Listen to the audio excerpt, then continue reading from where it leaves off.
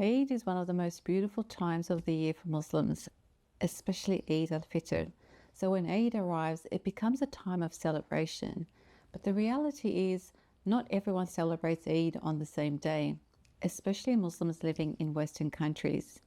You might have family members like your children or siblings celebrating Eid on a different day to yourself.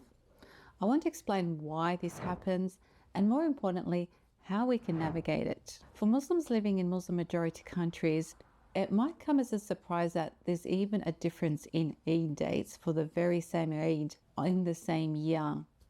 In many Muslim countries, the date of Eid is decided at a national level. Governments usually announce it officially through television, radio, and mosques. This creates alignment across the country. Public holidays are set, the Eid prayers are scheduled accordingly, and most people follow the same announcements.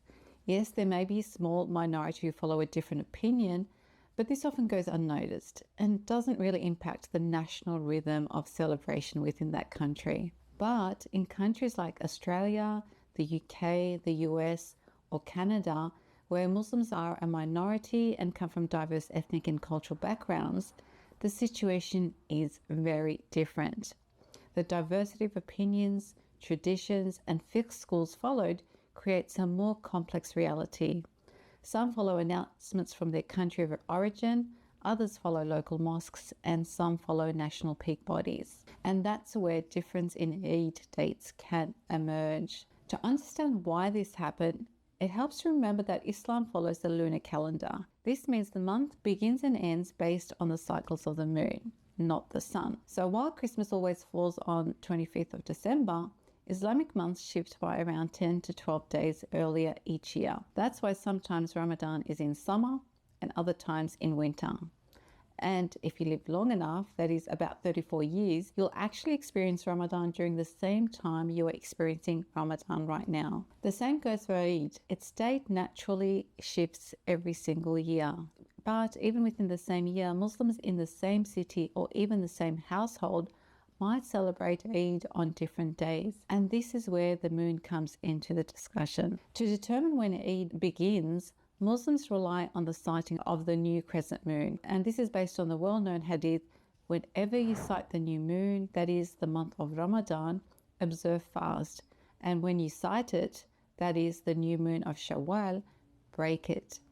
And if the sky is cloudy for you, then observe fast for 30 days. And this is in Sahih Muslim. This hadith is the foundation for how we determine the start and end of Ramadan, and by extension, when Eid al-Fitr is celebrated. The difference arises because there are multiple interpretations of how and where the moon should be sighted. Some Muslims believe the crescent moon must be sighted locally within their own country or region. Others accept a global sighting, meaning if the moon is seen anywhere in the world, it should be valid for all Muslims. And even beyond that, there are different methods.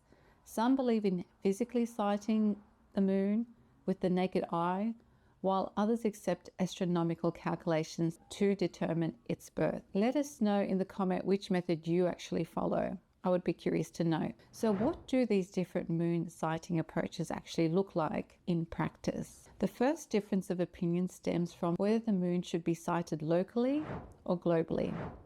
As you can imagine, this was not an issue during the time of Prophet Muhammad, peace be upon him, because Islam had not yet spread to the world, and so you could say Islam was relatively local, and therefore Muslims lived somewhat locally. Yes, there were some Muslims in different countries, but they were still in the same region. There certainly was no Muslims in Australia, US, and so on. Now, going back to the question of local or global moon sighting, some Muslims hold firmly to the idea of local moon sighting. They believe the new crescent moon must be sighted in their own country or region. If the sky is cloudy or the moon isn't visible, they simply complete 30 days of Ramadan and celebrate Eid the next day. Others take the view that if the crescent moon is sighted anywhere in the world, then that sighting is valid for all Muslims globally. So if the moon is seen in Saudi Arabia, for example, some communities in the West will celebrate Eid the next day, even if the moon wasn't visible in their own skies. This is often referred to as the global sighting method and is based on the idea that the Ummah is one body.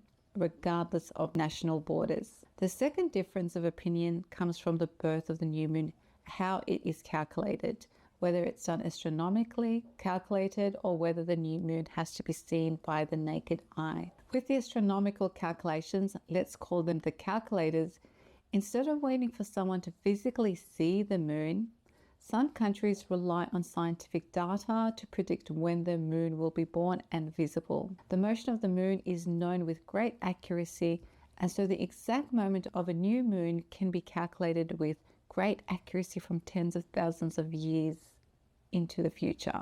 Keeping this in mind, and by using this information, some Muslim countries announce Eid dates months or even years in advance. While this method offers certainty and planning convenience, others feel it departs from the prophetic practice of physically sighting the moon. But the response of the calculators would be, if the Prophet had the technology we have today to know when a new moon is born, he would have used it, just as we use apps to determine when it's time to pray. Whereas moonsighters believe the moon should be physically sighted, just as it was sighted during Prophet Muhammad's, peace be upon him, time, because it best preserves the sunnah of the Prophet Muhammad, peace be upon him, who instructed Muslims to begin and end Ramadan by physically sighting the crescent moon. Moonsighters believe this approach ensures that religious practice remains rooted in the lived experience of the local Muslim community, just as it was in the time of Prophet Muhammad, peace be upon him. As I mentioned, in Muslim majority countries, the government usually chooses one method and announces Eid officially. But in Western countries like Australia, US, Canada, and UK, the situation is more complex. The Muslim population is incredibly diverse, with people from different cultural, ethnic, and jurisprudential fiqh backgrounds. Some might follow announcements from their country of origin, others rely on their local mosque or Islamic organization, and then there are some communities that align with national peak bodies, while others follow local moon sighting organizations. This means you can have multiple Eid announcements within the same city, even within the same suburb. And this potentially can mean that Muslims within the same city or even same family can be celebrating on 2 or 3 different days. Understandably, this can create confusion, disappointment, and even tension, especially when families are split over which day to celebrate. But it's important to remember that this difference is not new. It's been part of Islamic history for centuries. The companions of the Prophet, peace be upon him, themselves sometimes fasted and broke fast on different days depending on where they were and what news had reached them. One of the most commonly cited examples involves Qurayb radiallahu anh, and the story is recorded in Sahih Muslim. Qurayb reported that he was sent to Shem, Greater Syria, and saw the new moon of Ramadan there on a Friday night. When he returned to Medina, he informed Ibn Abbas radiallahu anh that he had seen the crescent moon in Shem. However, Ibn Abbas replied, "But we saw it on Saturday night, so we will continue fasting until we complete 30 days or we see it ourselves." Qurayb asked, "Is the sighting of Muawiyah, that is in Shem, not enough for you?"